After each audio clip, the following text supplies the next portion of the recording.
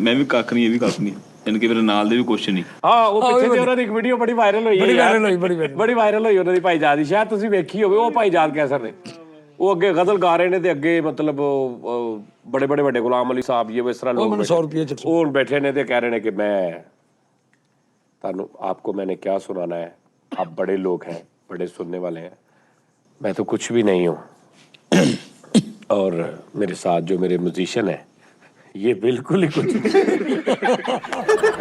मैं इतना को पता लेना कि सारे ही हंस पे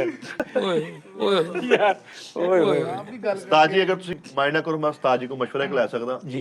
ਖਾਸ ਸਾਹਿਬ ਅਗਰ ਤੁਸੀਂ ਹੁਣ ਤੁਸੀਂ ਮਸਲਾ ਇੰਨਾ ਕੰਮ ਕੀਤਾ, ਤੁਸੀਂ ਦੇਖੋ ਜਰਾ ਉਸ ਕੈਮਰੇ ਦੀ ਅੱਖ ਨਾਲ ਮੈਂ ਹੀਰੋ ਆ ਸਕਦਾ ਕਿਸੇ ਫਿਲਮ 'ਚ? ਤੁਸੀਂ ਹਾਂਜੀ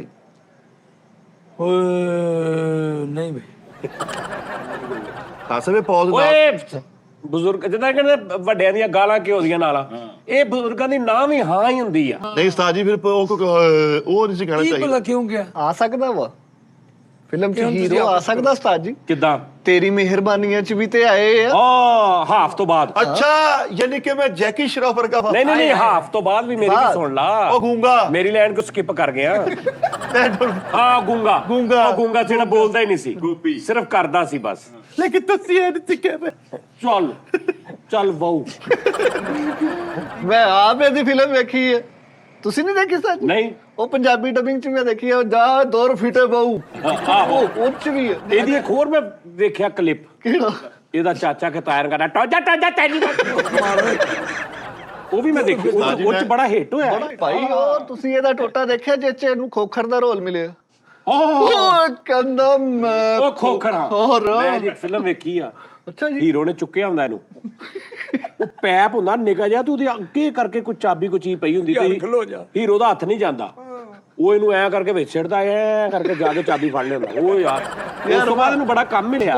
ਉਸ ਤੋਂ ਬਾਅਦ ਇਹਨੂੰ ਕੋਠੀਆਂ ਵਾਲਿਆਂ ਨੇ ਇਹਦੇ ਨਾਲ ਰਾਬਤਾ ਕੀਤਾ ਕਿ ਸਾਡੀ ਕੋਠੀ ਤੇ ਆ ਜਾ ਬਾਹਰ। ਉਸਤਾਦ ਜੀ ਮੈਂ ਖਾਨ ਸਾਹਿਬ ਕੋ ਥੋੜਾ ਮਸ਼ਵਰਾ ਲਿਆ। ਖਾਨ ਸਾਹਿਬ ਪੌਜ਼ ਦੇਖਣਾ। ਓਏ ਹੋਏ ਕਿਆ कहने क्या फजूल है। मैं भी क्लिप देखा था जी मिठे का, ਕਿਹੜਾ? जिस अंकल कहता बड़े हरामी हो बेटा। ਉਹ ਹਾਂ ਉਸ ਤੋਂ ਬਾਅਦ ਵੀ ਹਿੱਟ ਹੋ ਗਿਆ। ਉਹ ਯਾਰ ਇੱਕ ਪੰਜਾਬੀ ਫਿਲਮ ਆਈ ਸੀਗੀ, ਉਹ ਕੁੜੀ ਤੇ ਮੁੰਡੇ ਦੀਆਂ ਕੁੰਡਲੀਆਂ ਨਹੀਂ ਮਿਲਦੀਆਂ। ਹਾਂ ਉਹਨਾਂ ਨੇ ਕਿਹਾ ਹੁਣ ਇੱਕ ਲੜਕੀ ਦਾ ਨਾ ਆਰਜ਼ੀ ਤੌਰ ਤੇ ਵਿਆਹ ਇੱਕ ਡੋਗੀ ਨਾਲ ਕਰਾਇਆ ਜਾਏ। ਹਾਂ ਕੁੱਤੇ ਨਾਲ। ਉੱਚ ਨਹੀਂ ਆਇਆ ਤੂੰ?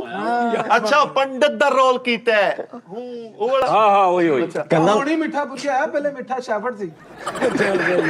ਕਹਿੰਦਾ ਮੈਂ ਫਿਲਮ 'ਚ ਆਇਆ। ਯਾਰ ਹੁਣ ਮਿੱਠਾ ਪੁਰੀਆ, ਪਹਿਲੇ ਮਿੱਠਾ ਕਤੂਰੀਆ ਸੀ। ਅੱਛਾ ਵੈਸੇ ਇੱਕ ਹੈ ਸਰਦਾਰ ਸਾਹਿਬ